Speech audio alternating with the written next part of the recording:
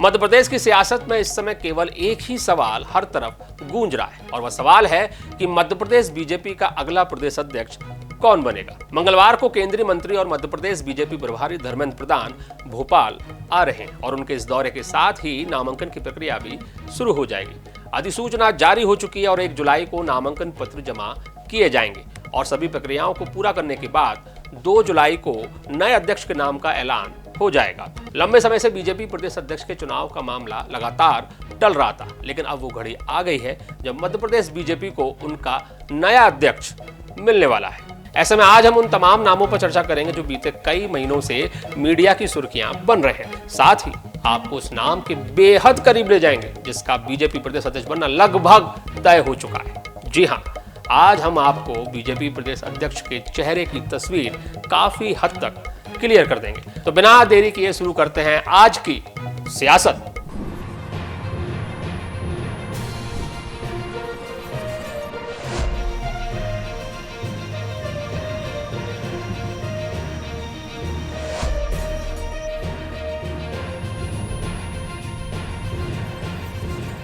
मध्य प्रदेश के सबसे बड़े राजनीतिक मुद्दे पर चर्चा करने के लिए हमारे साथ जुड़ रहे हैं राजनीतिक विश्लेषक और आरएसएस बीजेपी को करीब से जानने वाले डॉक्टर जगमोहन त्रिवेदी। जगमोहन जी, बहुत स्वागत है हमारे इस कार्यक्रम में। तो सबसे पहले मैं चाहूंगा कि एक रोशनी आप डालने की कोशिश कीजिए, एक प्रकाश डालने की कोशिश कीजिए कि बीते कई समय से, बीते कई महीने से लगातार कई नाम सुर्खियां बन रहे हैं, लेकिन आपको क्या लग रहा है कौन बन रहा है बीजेपी का अगला प्रदेश अध्यक्ष? देखा जाए तो लगभग 1 साल होने को है जी। चर्चा है कि नया प्रदेश अध्यक्ष बनना जी। वर्तमान प्रदेश अध्यक्ष का कार्यकाल पूरा हुए लगभग 1 साल होने को है जी। और ऐसा पहली बार हो रहा है कि इतना लंबा समय बीजेपी को अपने प्रदेश अध्यक्ष के चयन में लगा जी। उसका सबसे महत्वपूर्ण कारण एक ही है, वर्तमान प्रदेश अध्यक्ष योगी शर्मा जी का जो परफॉर्मेंस है जी, तो अपने आप में बीजेपी के इतिहास में अगर देखा जाए तो वो सर्वश्रेष्ठ में से एक उसकी गिनती की जा सकती है जी। एक तो कारण सबसे महत्वपूर्ण ये है कि आप विकल्प किसको लेकर आते हो, अल्टरनेटिव किसको लेकर आते हो। क्योंकि बीजेपी के संविधान के अनुसार कोई व्यक्ति लगातार 2 बार से अधिक प्रदेश अध्यक्ष नहीं रह सकता है, तो नया प्रदेश अध्यक्ष लाना ही है जी। अब उसमें बहुत सारे नाम हैं। ग्वालियर चंबल संभाग से अगर नाम देखें तो अरविंद भदौरिया जी, डॉक्टर नरोत्तम मिश्रा जी, लाल सिंह आर जी, ये 3 नाम ग्वालियर चंबल संभाग से हैं जी। रीवा संभाग से देखें तो डॉक्टर राजेंद्र शुक्ल का नाम भी है, रीति पाठक का भी नाम है जी। होशंगाबाद नर्मदापुरम क्षेत्र से देखें तो हेमंत खंडेलवाल जी का नाम है जी। उधर भगत सिंह कुलस्ते का भी नाम है जी। गजेंद्र सिंह जी का भी नाम है जी। मालवा से अर्चना चिटनिस का नाम है जी। गोपाल भार्गव का भी नाम है जी। कविता पाटीदार का नाम है जी। नाम बहुत सारे चल रहे हैं जी। और अभी आलोक शर्मा जो भोपाल के सांसद हैं, बिल्कुल, उनका नाम भी तेजी से उभरा है जी। अब लेकिन आपको नहीं लगता जगमोहन जी, आपको नहीं लगता कि बीजेपी में अमूमन जिनके नाम उजागर हो जाते हैं फिर उनके कुछ भी बनने या कुछ भी करने का मामला खत्म हो जाता है, फिर वो एकदम से एक ऐसा नाम लेके आते हैं कि लोग चौंक जाएं? मतलब ऐसा लगता है कि बीजेपी कोशिश ये करती है कि हेडलाइन वही बना के देगी, आप लोग और हम लोग बैठ के कुछ भी तय करते रहे, वो कुछ और ही चौंकाने वाला निर्णय लेके आ जाएंगे। क्या लगता है आपको? बीजेपी की कार्य करने की जो पद्धति है अगर देखें तो ना केवल मीडिया के लिए बल्कि जो राजनीतिक पंडित हैं जी, उनके लिए भी चैलेंज है कि आज तक वो सही निकाल के नहीं दे पाए कि ये व्यक्ति मुख्यमंत्री बनने वाला है जी और ये व्यक्ति प्रदेश अध्यक्ष बनने वाला है जी। लेकिन आपको याद होगा जगमोहन जी कि जब बीजेपी जिला अध्यक्षों का ऐलान कर रही थी तो उस समय कितनी लिस्ट बनी थी, कितनी लिस्टें फाइनल हुई थी और कितनी लिस्टें फाइनल होकर फिर कैंसिल हुई थी और फिर दोबारा लिस्ट बनी थी। लेकिन आईएनएच डिजिटल उस समय भी हर एक जिले के अध्यक्ष का नाम बता रहा था और जो नाम हम बता रहे थे वही नाम लगभग तय हो रहे थे। और इस बार एक बार फिर से हम और आप बैठे हैं प्रदेश अध्यक्ष का नाम तय करने को लेकर और आज हमने अपने दर्शकों से वादा किया है कि हम उस चेहरे के बेहद करीब पहुंचेंगे। कुछ संकेत आज हम इस चर्चा के बाद अपने दर्शकों को दे देंगे। जगमोहन जी। बिल्कुल याद है, जब ग्वालियर की चर्चा हो रही थी तो मैंने जो नाम बताए थे उन्हीं में से नाम निकला और आप भी सहमत थे उस नामों पर। आज अपन फिर विश्लेषण करके देखते हैं। मुझे जो लग रहा है, मैं ये चाहूंगा जगमोहन जी कि सबसे पहले हम एक एक करके सारे नामों का विश्लेषण करते हैं। पीसीआर से कहूंगा कि उस स्लाइड को चलाएं जिसमें एक एक करके हम सारे नामों का जिक्र अपने दर्शकों के सामने करेंगे। पहला नाम सामने जो आ रहा है वो है संपतिया उइके।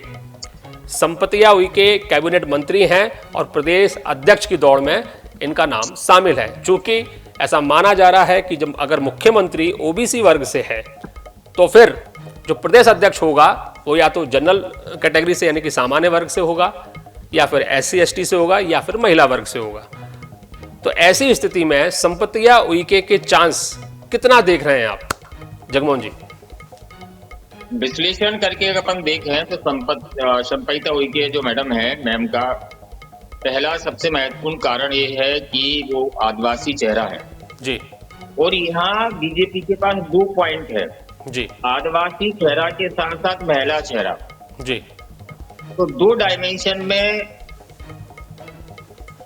संपतिया उइके जी फिट बैठ रही है जी। तो अगर विश्लेषण में देखें तो उनका नाम अच्छी स्थिति में है जी। अब वो बाद में नाम हम और आप क्या निकालेंगे जो बाद में अपन विश्लेषण की बात करेंगे जी। पर इनकी स्थिति काफी अच्छी इसलिए है कि 2 डायमेंशन में फिट हो रहा है जी। और उस क्षेत्र कि एक तो महिला है और दूसरे आदिवासी वर्ग से आदिवासी है जी। तो महिला के बारे में आप आगे चलकर जो अपने यहाँ लोकसभा में और विधानसभाओं में महिला आरक्षण लागू करना है, लागू करने के लिए पार्टियों को अपने स्तर पर काम करना है जी। और बीजेपी चाहेगी कि हम सिद्ध करें कि अपने स्तर पर हम पहले से ही हमने काम करना शुरू कर दिया है जी।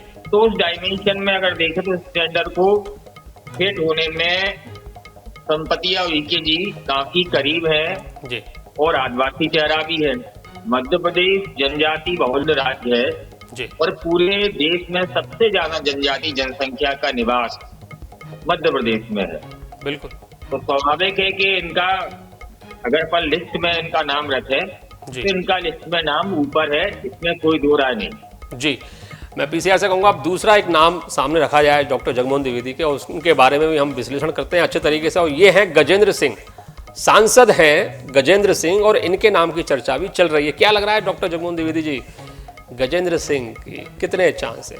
नया नाम है, वैसे नया नाम उभर के आया है गजेंद्र सिंह का। इसलिए अगर अपन 1 साल में डिस्कशन में देखे या जो भी मीडिया सुर्खियों में रहे, इनका नाम सामने नहीं आया।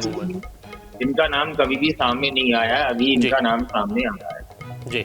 तो स्थिति हो भी सकती है पर मुझे थोड़ा सा अभी इतना ज्यादा लग नहीं रहा है। गजेंद्र सिंह के प्रदेश अध्यक्ष बनने के चांस क्यों नहीं लग रहे हैं आपको? हो सकता है बीजेपी को बड़ा फिट लगे, नाम की चर्चा ही नहीं हुई है। ये देखो, बीजेपी को समझना अपने आप में कठिन है। उनका काम बहुत गोपनीय तरीके से और वैसे होता है।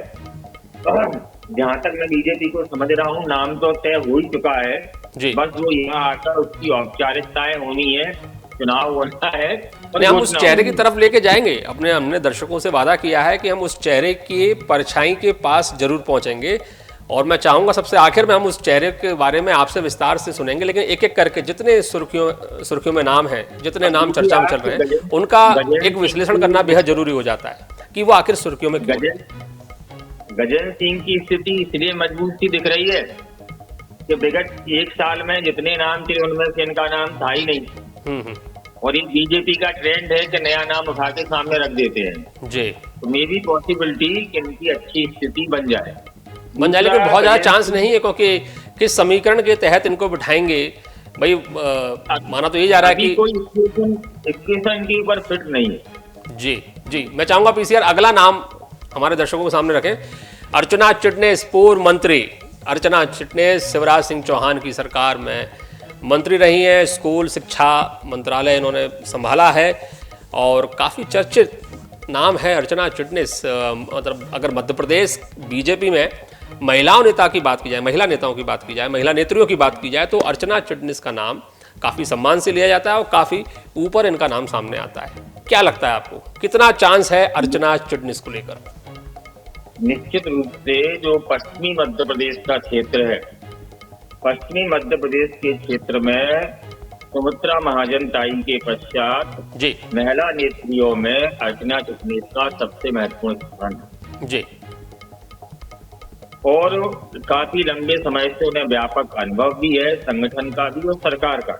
जी तो इस दृष्टिकोण से, और महिला है, जी। इस दृष्टिकोण से उनके नाम पर गंभीरता पूर्वक विचार किया जा सकता है, इसमें कोई दो राय नहीं है। नहीं, लेकिन किस फैक्टर में आएंगे, महिला फैक्टर या और भी कोई फैक्टर देख रहे हैं और आप? एक्सपीरियंस, महिला फैक्टर और अनुभव, दो चीजें इनके पक्ष में है।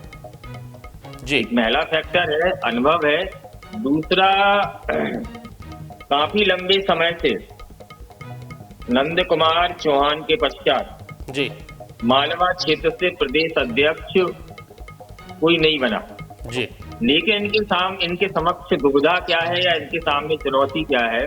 जी। तो मालवा क्षेत्र से मुख्यमंत्री भी हैं और एक डिप्टी सीएम भी है। हाँ, तो दो नाम ये इनका कैसे दे है। पार्टी? ये इनके लिए एक तरह से कह सकते हैं कि नेगेटिव पॉइंट हो सकता है कि मालवा से ही हाँ, अभी मुख्यमंत्री दे देंगे, मालवा से ही प्रदेश अध्यक्ष दे देंगे। हम अपने विश्लेषण में हर व्यक्ति को कुछ ना कुछ पॉजिटिव और एक आध जो नेगेटिव उस पर भी चर्चा बिल्कुल करते बिल्कुल चलेंगे। बिल्कुल। तो इस दृष्टिकोण से देखा जाए तो इनके सामने एक ही नेगेटिव है कि मालवा क्षेत्र से दो महत्वपूर्ण पदाधिकारी हैं। जी इस नाते इनकी स्थिति कमजोर होती है। बाकी संगठन का, सरकार का और लंबे समय तक विचारधारा के आधार पर काम करने का इनका अनुभव है, ये इनके सकारात्मक पक्ष हैं। जी। तो अर्चना चिटनिस के चांसेस लगभग 50-50 हैं, चूंकि महिला हैं, पुरानी नेता हैं, कई जो नेतृत्व रहा है बीजेपी का उनके भरोसेमंद रही हैं, चाहे वो शिवराज सिंह चौहान हो, केंद्र में मान लीजिए अगर संगठन की बात कर लें तो नरेंद्र सिंह तोमर से लेकर अमित शाह तक सभी के विश्वास पात्र नेताओं में रही अर्चना चिटनिस, तो माना जा सकता है कि इनके ऊपर दांव खेला जा सकता है। लेकिन जैसा कि डॉक्टर जगमोहन द्विवेदी ने बताया कि यदि मालवा से ही मुख्यमंत्री हैं, फिर मालवा से प्रदेश अध्यक्ष कैसे हो सकता है, इसीलिए मामला 50-50 बनेगा इनका। अगली स्लाइड दिखाएं पीसीआर। नरोत्तम मिश्रा मध्य प्रदेश की राजनीति का एक ऐसा चेहरा जिसकी चर्चा के बिना मध्य प्रदेश की राजनीति की शुरुआत ही नहीं होती है। नरोत्तम मिश्रा, पूर्व मंत्री और किसी समय सीएम पद के दावेदार और दबंग मंत्री, दबंग नेता नरोत्तम मिश्रा। बड़ा ब्राह्मण चेहरा, सामान्य वर्ग का बड़ा चेहरा, लेकिन कई सारे विवादों से घिरा हुआ चेहरा। क्या लगता है डॉक्टर जगमोहन द्विवेदी, नरोत्तम मिश्रा के क्या चांस हैं?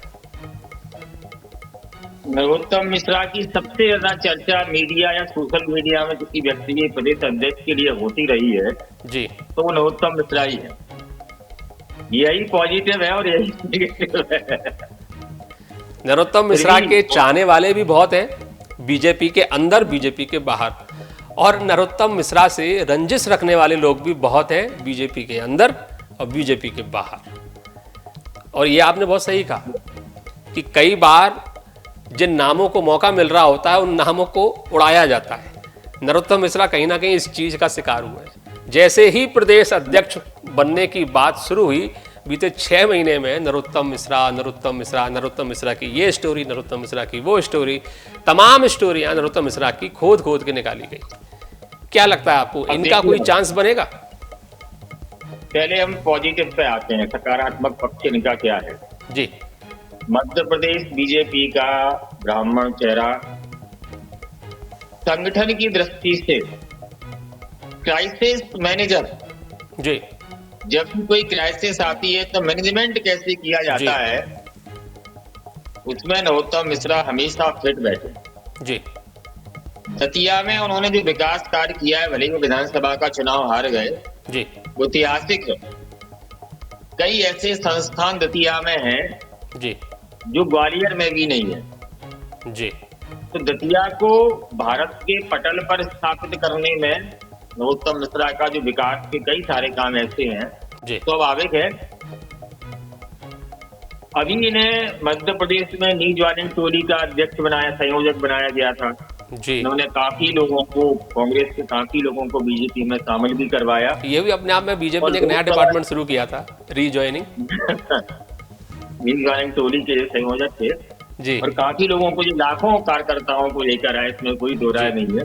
जी जी, चुनाव से ये पहले इनका बिल्कुल आए सकारात्मक पक्ष है। जी केंद्र के कई वरिष्ठ नेताओं से बहुत अच्छे आत्मीय संबंध हैं, जी ये भी पॉजिटिव है। जी लेकिन निगेटिव में देखें तो कई बार अपने विवादास्पद बयानों के कारण ये चर्चा में रहे हैं। जिस हार गए हैं, ये भी नकारात्मक पक्ष है। विधानसभा का लंबे समय बाद चुनाव हारे, जिस सीट पे हमेशा विजयी रहे, उस सीट पर लंबे समय बाद चुनाव हारे दतिया। लगातार वो वहां से जीतते रहे और इतना विकास करने के बाद भी चुनाव हार गए, तो कहीं ना कहीं कुछ स्थानीय स्तर पर या जो राजनीतिक समीकरण है जी, वो कुछ समीकरण के नकारात्मक भी जाते हैं। डॉक्टर साहब, आपको याद होगा कि ऑपरेशन लोटस हुआ था। एक और बात मैं आपको थोड़ा इतिहास में लेके चलता हूँ कि नरोत्तम मिश्रा बीजेपी के लिए कितना जरूरी नाम है कि जब ऑपरेशन लोटस हुआ था, कमलनाथ की सरकार गिराई गई थी, उसके कर्ता धर्ता या कहें कि उस ऑपरेशन लोटस के नेतृत्वकर्ता कहीं ना कहीं नरोत्तम मिश्रा थे। बहुत आगे नाम इनका चल रहा था। और जैसा अभी आपने बताया कि रीजॉइनिंग डिपार्टमेंट जो बीजेपी ने नया बनाया, उसकी जिम्मेदारी इनको दी कांग्रेस से तोड़ तोड़ के लोगों को लाने की। तो बीजेपी के लिए कई बार इन्होंने संकट मोचक की भूमिका निभाई है। लेकिन आपको कहना सही है कि इनकी दबंग छवि, इनका विवादास्पद बयान देना कहीं ना कहीं इन्हीं के खिलाफ गया। और आज स्थिति ये है कि कोई भी यह दावा नहीं कर सकता कि ये अगले प्रदेश अध्यक्ष बन पाएंगे कि नहीं बन पाएंगे। जी डॉक्टर साहब। इसी कारण से इनके चांस जो है 50-50 हो जाते हैं जी। और बीजेपी जिस सोचकर अपना प्रदेश अध्यक्ष बनाने वाली है वो अपन लास्ट में कंक्लूड करेंगे, पर इनकी स्थिति भी 50-50 है और 50% से थोड़ा कम ही मुझे लगता है। इनका शायद 30 या 70% का होगा, 30% ही चांस लग रहे हैं इनके, तो 70% तो ना ही है। ग्वालियर चंबल संभाग के जो और राजनेता हैं जी बीजेपी के ही, वो भी नहीं चाहेंगे कि नरोत्तम मिश्रा प्रदेश अध्यक्ष बने। जी, इसलिए मैंने कहा कि इनके चाहने वाले और इनसे रंजिश रखने वाले बीजेपी के अंदर भी हैं और बीजेपी के बाहर भी। बाहर भी। जी, तो कुल मिलाकर संगठन की दृष्टि जी हाँ डॉक्टर साहब बोले। संगठन की दृष्टि से देखा जाए तो एक अच्छा मैनेजर आपको मिलता है जो पार्टी के तमाम सारे मैनेजमेंट है उसको बहुत परफेक्शन से कर सकता है, इसमें कोई दो राय नहीं है जी। और अभी देखा जाए तो पूरे प्रदेश में इससे अच्छा मैनेजर कोई नहीं है। जी बिल्कुल। लेकिन कुछ विवाद व्यक्ति के साथ चलते हैं और विवाद वो उसका परफॉर्मेंस को या उसके जो पद प्राप्त होने की जो उसकी इच्छाएं हैं उनको कम जरूर कर देते हैं जी। देखते हैं ये इनका दुर्भाग्य कहा जाएगा डॉक्टर साहब कि अमित शाह के सबसे करीबी होने के बाद भी, ऑपरेशन लोटस को सफलतापूर्वक अंजाम देने के बाद भी, कई सारे कांग्रेसी नेताओं को बीजेपी ज्वाइन कराने के बाद भी, संकट मोचक होने के बाद भी आज इनकी स्थिति 50-50 भी नहीं है। ये इनका दुर्भाग्य है। बिल्कुल। तो हम बढ़ते, और इसमें कई बार क्या होता है इनके जो नजदीकी लोग होते हैं ना, कोई भी पॉलिटिकल लीडर हो जी, उसके नजदीकी लोग जो होते हैं वो नजदीकी लोग अपने पॉलिटिकल लीडर की इमेज को डिस्ट्रॉय करते हैं एक तरह से। जी बिल्कुल।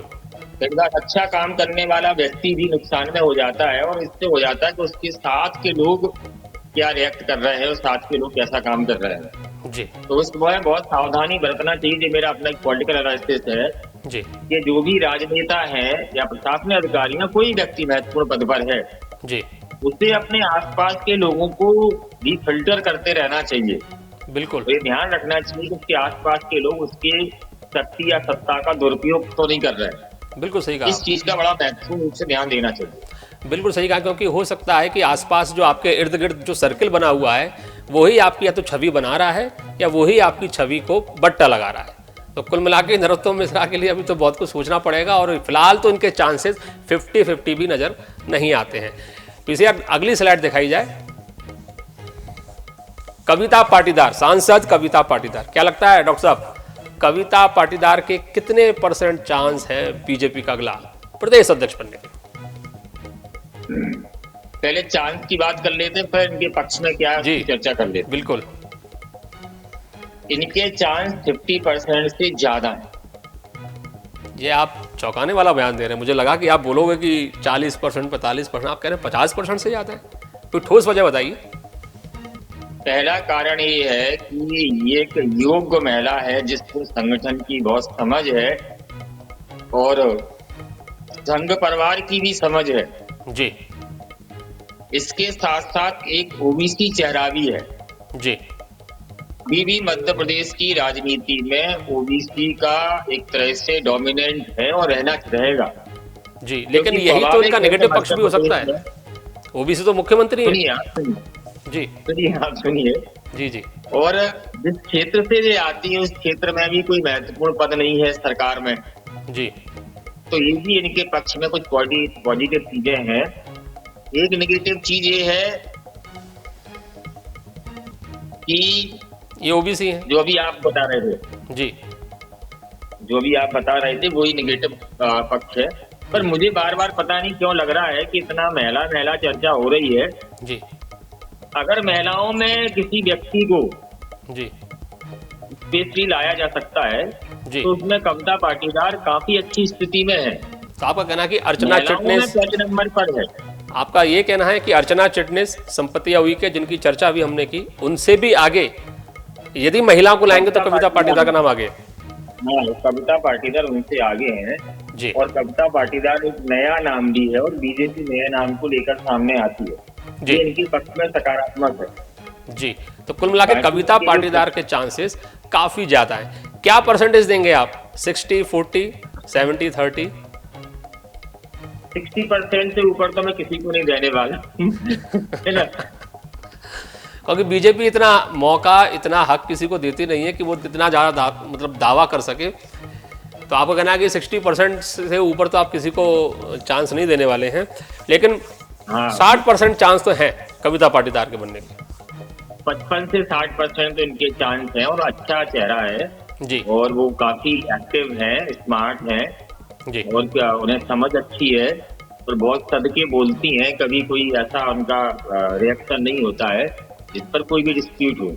जी तो वो एक अच्छा नाम है और अगर महिलाओं में से आएगा और महिलाओं में से देखो अगर आदिवासी महिला को उतारना है जी तो फिर संपत्ति उनके पहले नंबर पे चली जाती है जी इसके अलावा यदि ओबीसी महिला को उतारना है तो कविता पाटीदार पहले नंबर पे चली जाती है। जी जी।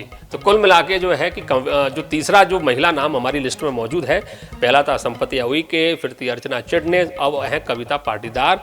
लेकिन डॉक्टर जगमोहन द्विवेदी का जो उनका अपना एनालिसिस है, उनका अपना जो पॉलिटिकल आकलन है, वो ये कह रहा है कि कविता पाटीदार के चांसेस बाकी के महिला उम्मीदवारों की तुलना में सबसे ज़्यादा है, यदि महिला उम्मीदवार पर ही दाव खेलती है बीजेपी तो। लेकिन चूंकि ओबीसी वर्ग से आती हैं और ऑलरेडी पहले से ही मुख्यमंत्री डॉक्टर मोहन यादव ओबीसी वर्ग का प्रतिनिधित्व कर रहे हैं, तो पार्टी नहीं चाहेगी कि प्रदेश अध्यक्ष का पद भी वो ओबीसी वर्ग के किसी महिला या किसी पुरुष उम्मीदवार को दे, क्योंकि पार्टी की इच्छा है यदि ओबीसी वर्ग से मुख्यमंत्री है तो कम से कम प्रदेश अध्यक्ष पद पर या तो सामान्य वर्ग से कोई हो, या फिर SC/ST वर्ग से हो, या फिर महिला वर्ग से हो। और महिला वर्ग भी कोशिश यही रहेगी कि सामान्य वर्ग या SC/ST से हो, ना कि ओबीसी से हो। लेकिन देखना होगा बीजेपी क्या निर्णय लेती है। हम लोग तो यहाँ पर एक विश्लेषण कर रहे हैं और कोशिश कर रहे हैं उस चेहरे के करीब जाने की जिस चेहरे पर मोहर लगा दी गई है बीजेपी के द्वारा, निर्णय ले लिया गया है, लेकिन उसका ऐलान पूरी प्रक्रिया के बाद होगा। पीसीआर अगली स्लाइड जो है दिखाई जाए। आलोक शर्मा की बात अभी आप कर ही रहे थे डॉक्टर जगमोहन द्विवेदी जी, कि आलोक जी का नाम भी जो है अचानक से आया है, पहले नहीं था लेकिन अब शामिल हो गया आलोक जी का नाम। अभी पिछले 10-15 दिन से ही आलोक शर्मा जी का नाम दिखाई दे रहा था, उससे पहले इनका नाम दिखाई नहीं दे रहा जी। ये भी राष्ट्रवादी विचार के व्यक्ति हैं और काफी मुखर रहते हैं, राष्ट्रवाद के प्रति काफी स्ट्रॉन्ग तरीके से अपना पक्ष रखते हैं। डॉक्टर साहब, हम बीजेपी की बात कर रहे हैं तो सभी राष्ट्रवादी हैं।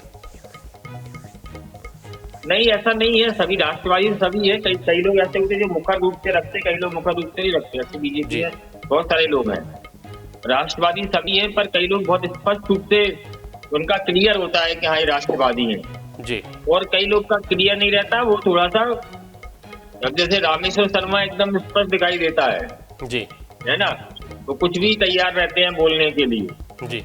हालांकि आलोक शर्मा जी सांसद के साथ साथ सुलझे हुए व्यक्ति हैं। भोपाल में काफी लंबे समय से इनकी राजनीति है, भोपाल की समझ अच्छी है, भोपाल में जो संगठन के लोग रहते हैं जी, उनसे भी इनका अंडरस्टैंडिंग है, काफी अच्छी है। जी, लेकिन उतना अनुभव संगठन का नहीं है ग्राउंड लेवल पर, जी, जितना एक बीजेपी के प्रदेश अध्यक्ष के लिए आवश्यक है। बिल्कुल।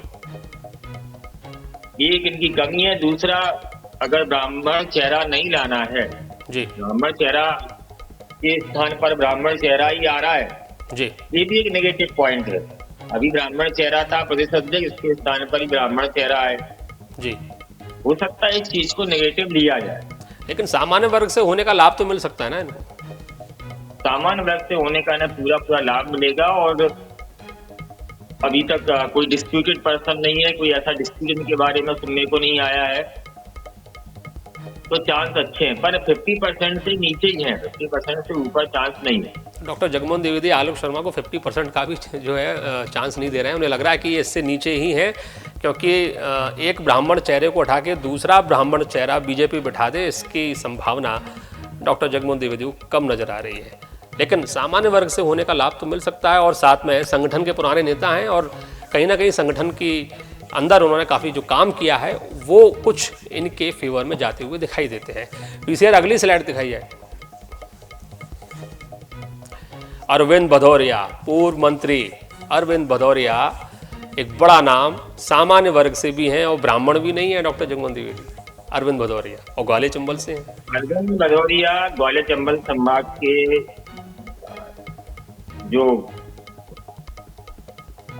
ठाकुर नेता है उनमें से काफी प्रभावशाली व्यक्ति है जी। संगठन का लंबे समय तक इनका अनुभव है, छात्र राजनीति से लेकर, और संगठन में काफी लंबे समय तक काम किया है। जी, पहले तो ये पूर्णकालिक होने वाले थे, जी, तो काफी अच्छा इन्होंने लंबे समय तक काम किया संगठन में रहकर अलग अलग जगह। लेकिन नेगेटिव पॉइंट ये है कि पिछली बार का विधानसभा चुनाव हार गए जी। और लगातार नरोत्तम मिश्रा जी जो के कटारे फैमिली है, भी, कटारे फैमिली के हाँ। साथ, कांग्रेस की जो कटारे फैमिली है उनके संग लगातार इनका विवाद चल रहा है, कानूनी विवाद भी और अन्य तरह के विवाद भी। वो कहीं ना कहीं इनकी छवि पर बट्टा लगाते हुए दिखाई देते हैं। क्या कहना है आपका? एक्चुअली क्या है कि भिंड जिले की राजनीति में व्यक्तिगत आरोप प्रत्यारोप होते हैं जी, और ये व्यक्ति इस क्षेत्र के जो नेता हैं, जो भी राजनीतिक व्यक्ति हैं, वो इसीलिए राष्ट्रीय स्तर पर नहीं उभर पाए या बड़े नेता नहीं बन पाए जी, क्योंकि यहाँ कोई भी व्यक्ति आप देखोगे, यहाँ पर जितने भी चाहे डॉक्टर गोविंद सिंह हो, अरविंद भदौरिया हो, सत्यदेव कटारे हो, हेमंत कटारे हो, जी, व्यक्तिगत हो जाता है वो। जी, और वो उसमें व्यक्तिगत होने के साथ साथ कास्ट फैक्टर, तमाम तरह के फैक्टर जोड़ना शुरू हो जाते हैं। बिल्कुल सही बात। यही क्या करता है कि एक अच्छे लीडर को देखो, अगर देखा जाए तो अरविंद भदौरिया में संगठन की काफी समझ है, विचारधारा वाले व्यक्ति हैं, लंबे समय तक संगठन में कार्य करने का अनुभव है जी, और कोई ऐसा नहीं है कोई उनके ऊपर कोई डिस्प्यूट हो, किसी कोई चार्ज उन पर लगा हो, ऐसा नहीं है। चुनाव हारना ना हारना अलग बात है, संगठन के लिए जरूरी नहीं है। कई बार जनता किसी चीज के कारण आपकी अपोज में चली जाती है, चुनाव हार सकते हैं व्यक्ति। जी, इसका मतलब ये नहीं कि क्षमता का ठीक नहीं है, क्षमतावान व्यक्ति है, लोगों को साथ लेकर चलने की अच्छी कैपेसिटी है। जी, पर ग्वालियर चंबल संभाग की जो और नेता है, जी, जो उसकी नरोत्तम मिश्रा की है कि वो उन्हें नहीं बनने देंगे तो वो इन्हें भी नहीं बनने देंगे, ये बड़ा समस्या है।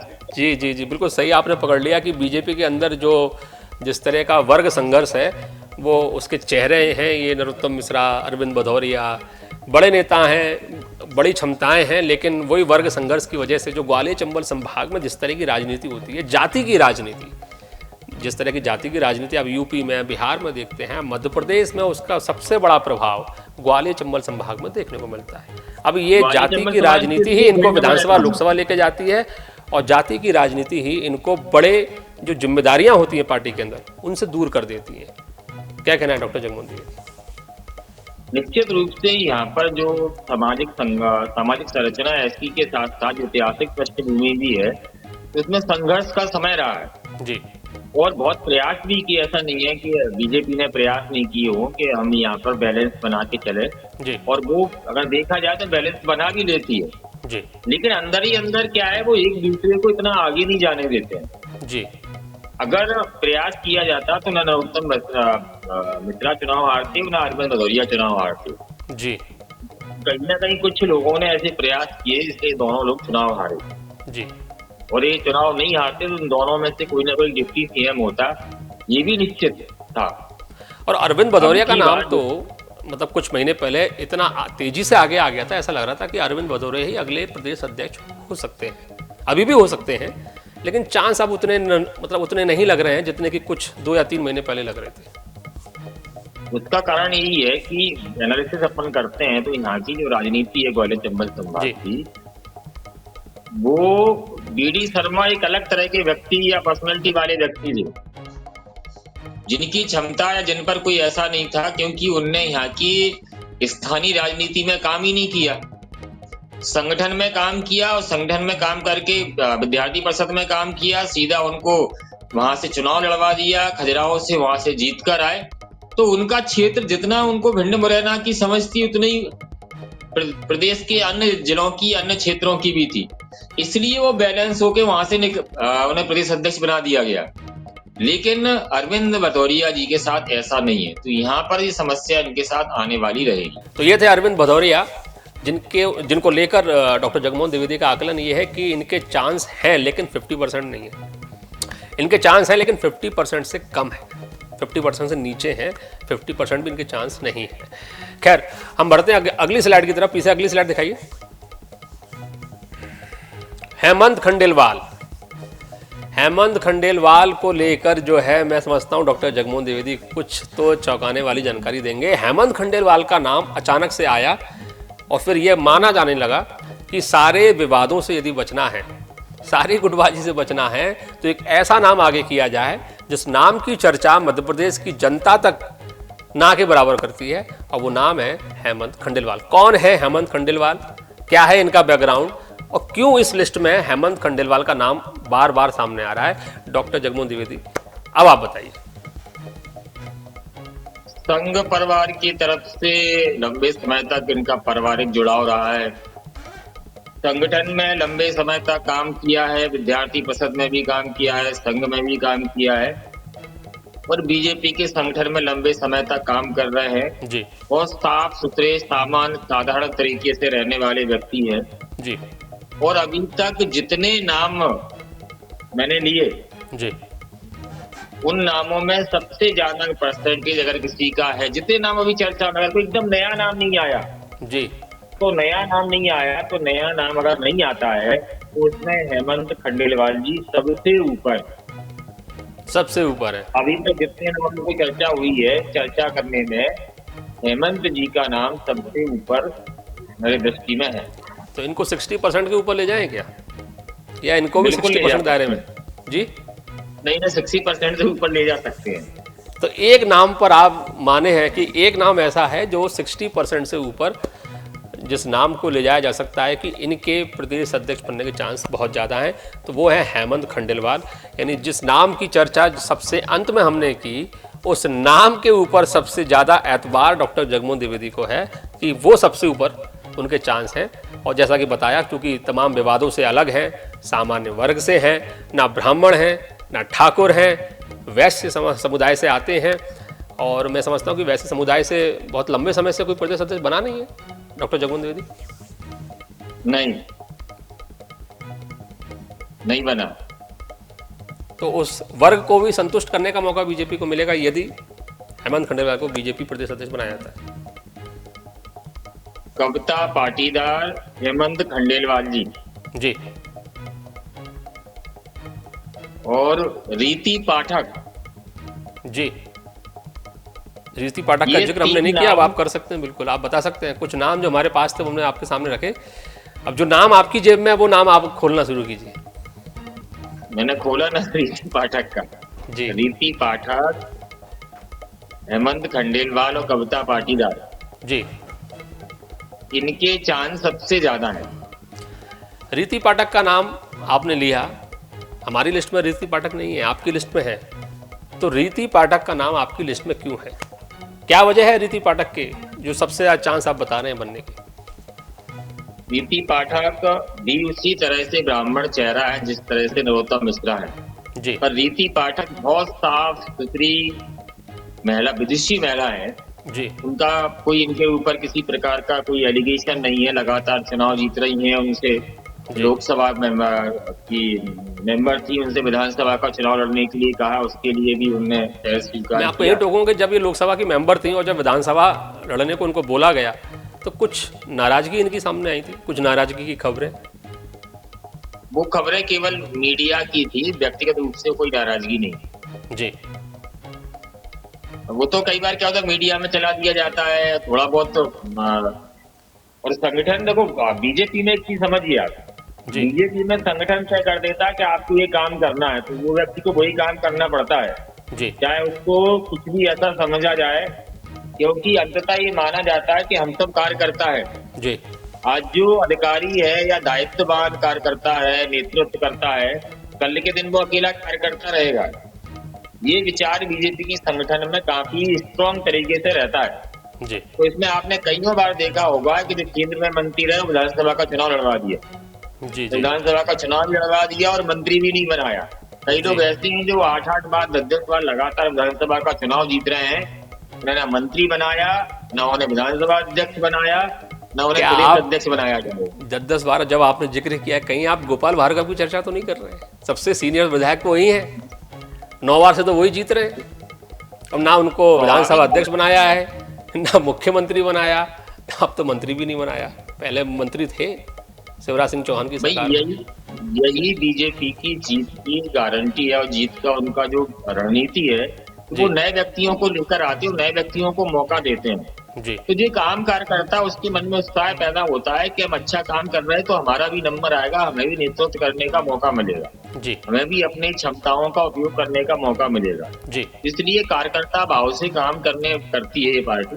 लेकिन क्या रीति थोड़ी पाठक बहुत के कमियां- आप जो बोल रहे हैं कि चांसेस ज़्यादा हैं कि महिला हैं, सामान्य वर्ग से हैं, ब्राह्मण चेहरा हैं, क्या यही वो वजह है या कुछ और वजह भी हैं इसलिए इनका नाम नहीं, एक्टिव सामने है? एक्टिव भी है। और देखो एक चीज में समझना, मध्य प्रदेश को चलाने के लिए बहुत तेज व्यक्ति चाहिए। जी मध्य प्रदेश छोटा राज्य नहीं है, मध्य प्रदेश बड़ा राज्य है, और मध्य प्रदेश में कई बड़े बड़े अनुभवी नेता हैं। जी उन सबको मैनेज करना, ये पॉइंट भी ध्यान में रखकर बीजेपी जी। का जो राष्ट्रीय संगठन है वो नाम तय करेगा। जी हम और आप विश्लेषण भले कुछ भी कर लें, मध्य प्रदेश में विभिन्न जो छत्रप हैं, उन छत्रपों को संभालना भी आसान काम नहीं है। तो कौन इनमें संभालने में फिट हो पाएगा, कौन सबको साथ लेकर चल पाएगा, ये सारी चीजें ध्यान में रखकर प्रदेश अध्यक्ष बनाया जाएगा। जी संगठन की समझ किसको कितनी अच्छी है, संघ पृष्ठभूमि होना जरूरी है, विद्यार्थी परिषद की पृष्ठभूमि होना जरूरी है, ऐसे कई सारी चीजें हैं। उन कई सारी चीजों को ध्यान में रखकर, और इसलिए मैं बार बार क्यों कहता बीजेपी नए व्यक्ति को क्यों लेकर आती है, नए जी। व्यक्ति को इसके लेकर आती है कि जो काम कार्य करता है उसके मन में ये भाव पैदा होता है कि आज हम कार्यकर्ता हैं, कल हम भी अधिकारी होंगे। जी इसलिए वो नए लोगों को प्रोजेक्ट करती है, चाहे मध्य प्रदेश में किया हो, राजस्थान में किया हो, छत्तीसगढ़ में किया हो। केंद्र में कई मंत्री थे, उनको मंत्री पद नहीं दिए और दूसरे लोगों को दे दिए। जी रविशंकर प्रसाद जैसे वरिष्ठ व्यक्तियों को मंत्री पद न दिए गए। अनुराग ठाकुर का परफॉर्मेंस कितना अच्छा था, उन्हें मंत्री पद नहीं दिया गया। जी तो वो सब चीजें ध्यान में रखी बीजेपी बड़े सोच समझ के, रणनीति के आधार पर चिंतन मनन करके और अपना प्रदेश अध्यक्ष चुनती है। जी। रीति पाठक के अलावा कोई नाम जिसका जिक्र करना चाहेंगे आप? मुझे लगता है कि संपतिया उइके, कविता पाटीदार, हेमंत खंडेलवाल और रीति पाठक, ये अभी टॉप 4 में हैं। तो जिस चेहरे की परछाई की बात हम कर रहे थे, डॉक्टर जगमोहन द्विवेदी के अनुसार वो परछाई इन्हीं 4 चेहरों के इर्द गिर्द कहीं नजर आती है। 4 नाम डॉक्टर जगमोहन द्विवेदी ने आज अपने पॉलिटिकल विश्लेषण के जरिए दिए हैं। उनका राजनीतिक आकलन ये कहता है कि कविता पाटीदार, रीति पाठक, संपतिया उइके, हेमंत खंडेलवाल, ये 4 वो नाम हैं, ये 4 वो चेहरे हैं जिनकी संभावना सर्वाधिक है। लेकिन हम ये दावा नहीं करते हैं कि इन 4 में से ही बनेगा। हो सकता है बीजेपी कोई ऐसा चेहरा ले आए जिसका संभावना भी डॉक्टर जगमोहन द्विवेदी या कोई और नहीं लगा पाए, कुछ ऐसा नया चेहरा भी आ सकता है। लेकिन फिलहाल जिस तरह के समीकरण है बीजेपी के अंदर और जिस तरह का उन्होंने एक पैमाना तय किया है, एक पूरा एक फ्रेमवर्क तय किया है कि एबीवीपी बैकग्राउंड का हो, संगठन की समझ रखता हो, आरएसएस बैकग्राउंड का हो, संगठन में लंबे समय से काम किया हो और साथ में महिला हो, सामान्य हो, ऐसे तमाम फैक्टर हैं। और उन फैक्टर को यदि आप उनका आकलन करते हैं तो उसमें 4 नाम सबसे आगे आपको नज़र आते हैं। लेकिन देखना ये होगा कि कल आ रहे हैं धर्मेंद्र प्रधान और उसके बाद नॉमिनेशन की प्रोसेस लगातार शुरू हो जाएगी और उम्मीद जताई जा रही है, इस तरह के आकलन किए जा रहे हैं कि 2 जुलाई तक ये सारी चीज़ें कंप्लीट हो सकती हैं और आपके सामने, मध्य प्रदेश के सामने बीजेपी का एक नया प्रदेश अध्यक्ष उभर कर सामने आ सकता है। तो कुल मिलाकर हमने कोशिश की कि जितने नाम सुर्खियों में चल रहे हैं उनमें से कितनों की कितने % की संभावना है, कौन बन सकता है, कौन नहीं बन सकता, उसका एक आकलन आपके सामने हमने रखने की कोशिश की। आपको हमारी कोशिश कैसी लगी हमें कमेंट करके जरूर बताइएगा और हमारे साथ लगातार इसी तरह से जुड़े रहिएगा। नमस्कार।